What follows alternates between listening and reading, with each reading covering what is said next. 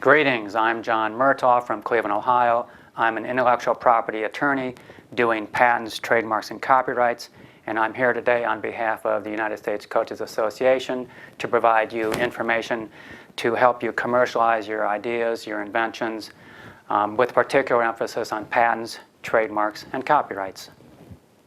Hello, American coaches.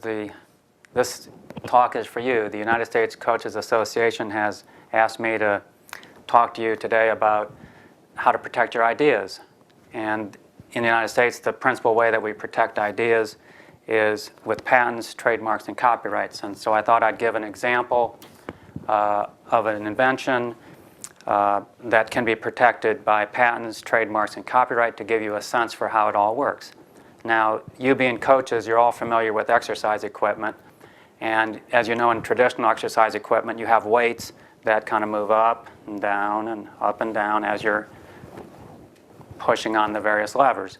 Well, let's say that you dreamed up a new type of exercise equipment, one where you actually have a lever arm, a bar of metal that's got a big heavy weight down here, and as you press on the exercise equipment, it raises it like this in an arc. Well, as you know, pursuant to physics, the amount of force required initially will be rather small, and as you get nearer to the horizontal, the amount of force required to continue raising it upwardly will increase and be maximally right here. And as the lever then continues up here, the amount of force required will become less and less and less until right here, no force will be required. So let's say that's your invention, okay? And you believe that as the amount of force will be variable as it's going through the arc rather than constant if you had a traditional weight machine. And let's say that's your invention. And so now the thought becomes, how do I protect this idea? Well, you can protect it with patents, trademarks, copyrights. I wanted to give some examples of how these three would apply to this particular invention. So the patent basically covers exercise equipment utilizing that principle, that feature that you invented. So a patent would cover any exercise equipment employing the feature that you invented. That's what patents are for. Trademarks, now a trademark is a brand name. Let's say, so you have to have, say, a brand name for your product, your exercise equipment. Let's say you decide to call it Nitro Burner. That's going to be your brand name, okay?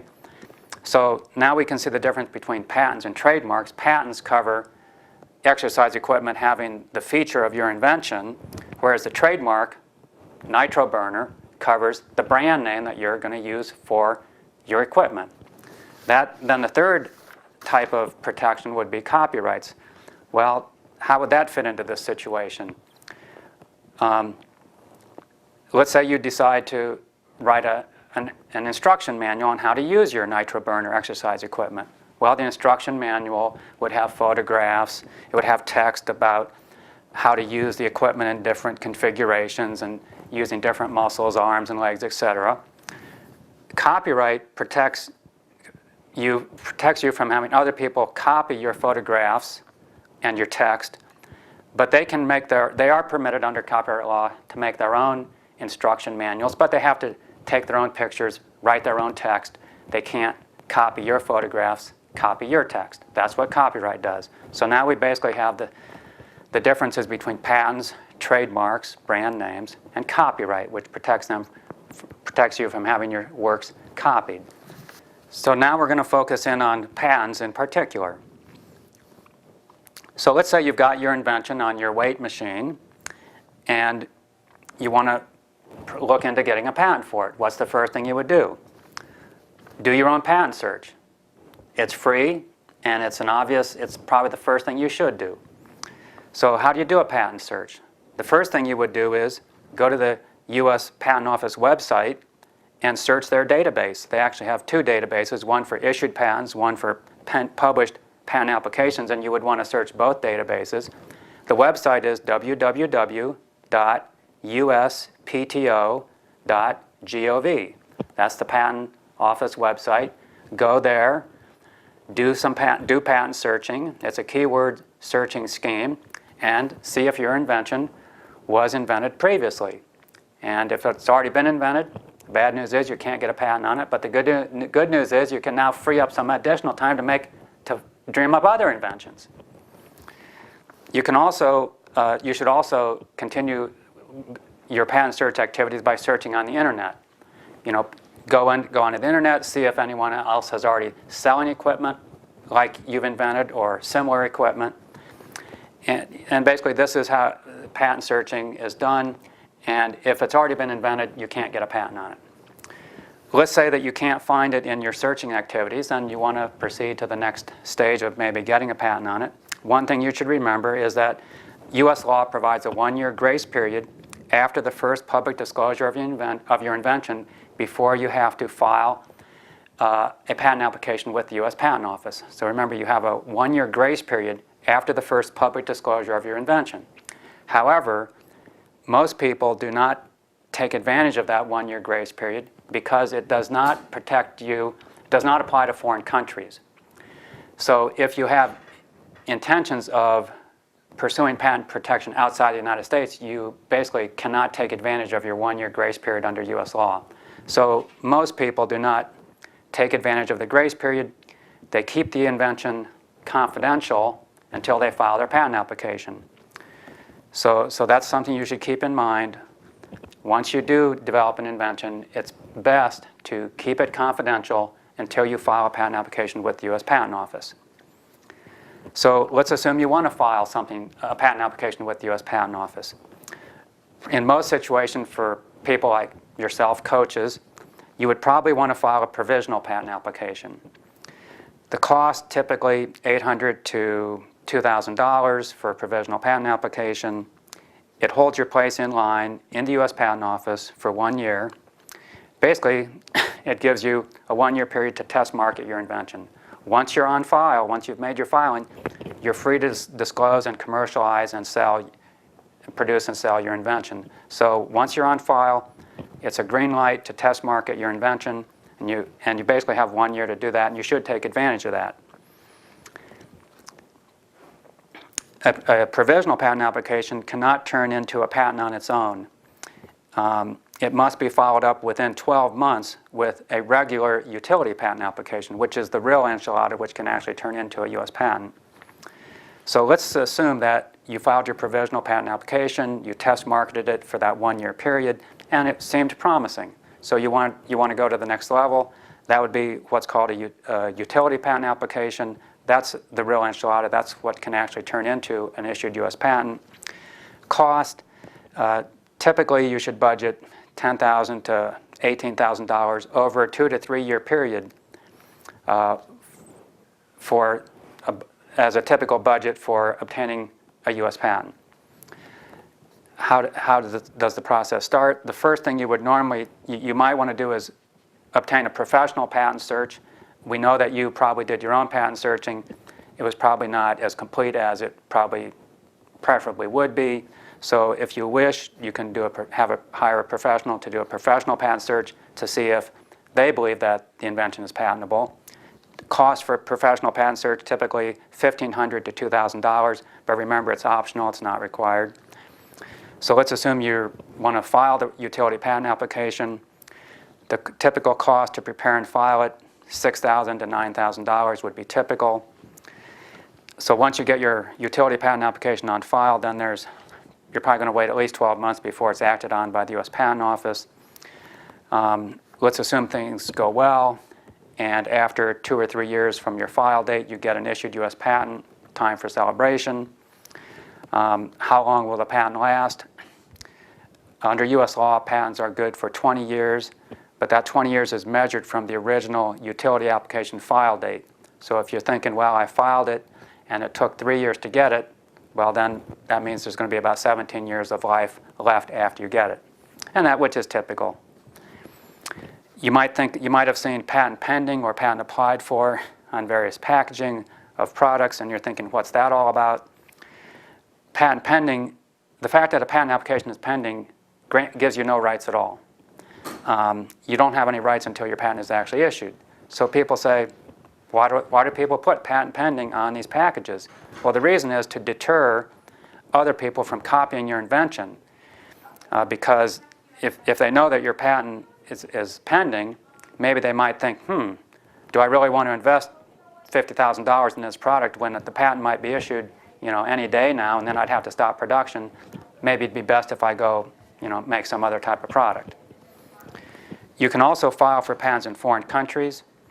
Typically, that's done after you file your U.S. patent application. Okay, so now we've learned everything there is to learn about patents, so let's move on to trademarks. Remember, we've decided, at least for purposes of this discussion, that you're going to call your product the nitro burner, and that's a trademark. Trademarks are brand names. Kodak is a brand name for film. Timex is a brand name for watches. Crest is a brand name for toothpaste. And nitro burner is your brand name for your brand of exercise equipment. So that's what trademarks are, brand names. Now, trademarks cover products and goods. Service marks is the name for trademarks which are applied to services. For example, McDonald's is a service mark for restaurant services. H&R Block is a service mark for tax preparation services. Wells Fargo is a service mark for banking services. But anyway, yours is a trademark because it's for a product. Now, if you want to use the brand name Nitro Burner for your product, the first question is it available? Well, trademarks basically are obtained on a first-come, first-served basis. So the question is anyone else already grabbed the trademark Nitro Burner for exercise equipment or similar products? So you want to do some searching. You can do some searching on your own. You might as well. The first place you would want to search is the U.S. Trademark Office database. Again, the website for that is the same as for the patent database. It's www.uspto.gov. Go onto that website to the trademark section, and you'll see a search area, and you can search the database to see if anyone else has obtained a trademark for Nitro Burner or a similar word for similar products. And you should also search on the internet for your proposed brand name. See if someone is already using that name or a similar name for similar products. On the internet. They don't have to have filed for it in the U.S. Trademark Office. They can be using it on the internet. So once you've searched the Trademark Office database and searched on the internet, you don't find anyone using Nitro Burner or a similar trademark for a similar product, then most likely it would be available to you. As long as there's going to be no likelihood of confusion with other trademarks, then it would be available to you. It's one of the few things in life that's free. I like to tell people that. You don't have to ask the government's permission for calling Nitro Burner your own mark, for basically grabbing it yourself. You don't have to ask anyone's permission. It's something you can just do on your own without asking permission. You just start using Nitro Burner on your equipment with labels or on your internet webpage, and voila, you own it just by using it. Don't have to ask permission. Don't have to file papers to obtain it. And once you start using Nitro Burner on your product and or on your website, voila, you own the trademark Nitro Burner for your products, and you start to accrue rights under the common law in your trademark. The best advice is to put the little TM symbol that you're familiar with, put that in the upper right-hand corner next to the word Nitro Burner to further advise the consuming public that Nitro Burner belongs to you as a trademark. So again, you can put the little TM symbol on without asking anyone's permission. It's certainly recommended to do that. Now, if you want a more powerful trademark beyond your common law rights, you can file with the U.S. Trademark Office to obtain to register your trademark. The typical budget to obtain a U.S. registered trademark, typically $1,000 to $1,500 over 12 to 18 months. That would be typical.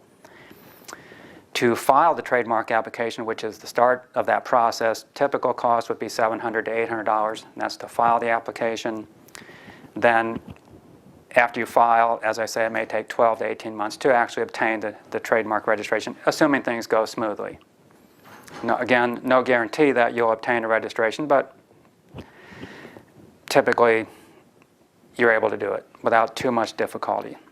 Once you obtain a federal trademark registration, then you would no longer use the little TM symbol that you're familiar with.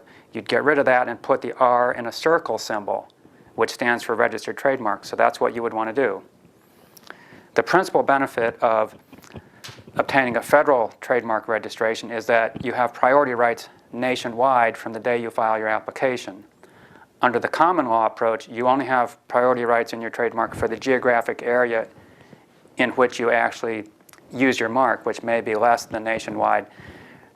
In the current commercial environment, most people want access to the nationwide market.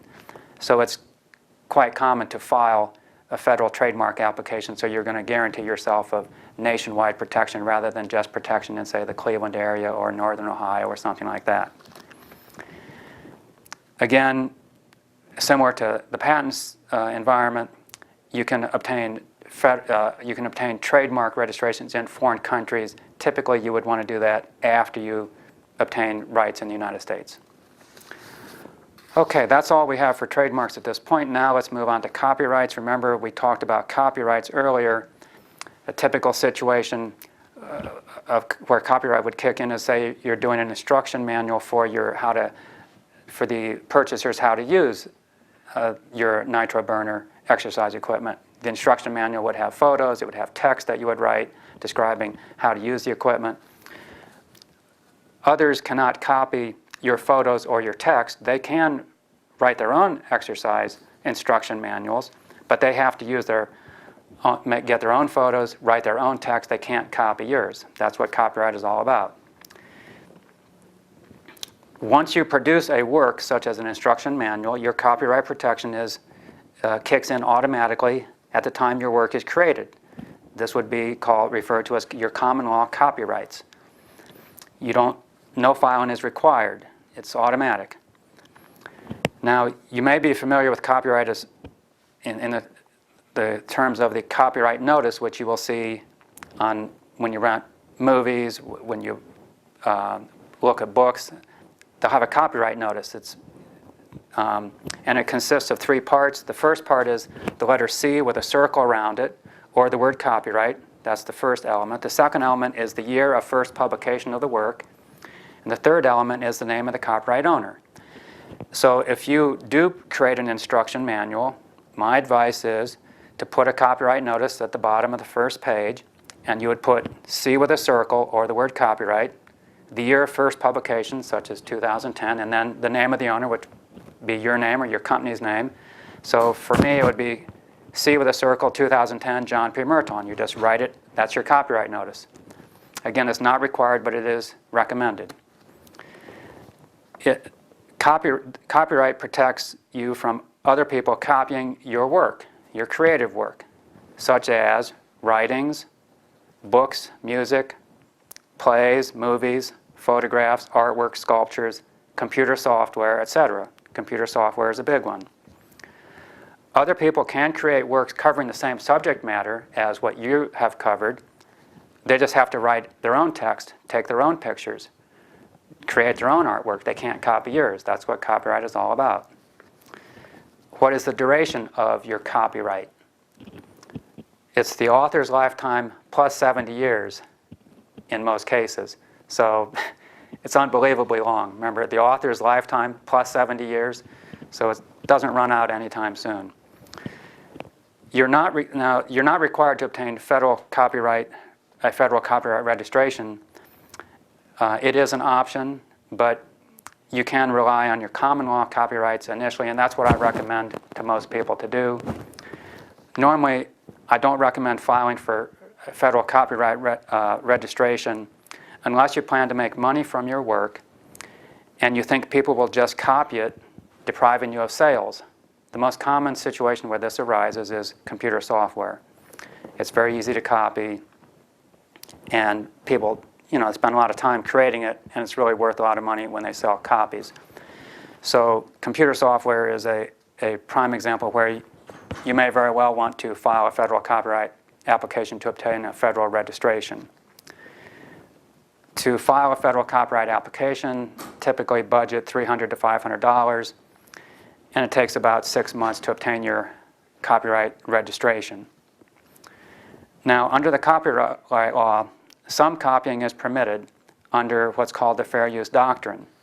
Usually, these are limited amounts of copying, which doesn't hurt the copyright owner financially, such as copying a page of a magazine for academic purposes. That's a typical example of fair use. So when I say copyright law prevents other people from copying your creative work, there is this fair use doctrine which does permit small amounts of copying in certain situations. So, okay, coaches, there you have it for how to protect your ideas. You've got patents, you've got trademarks, you've got copyrights.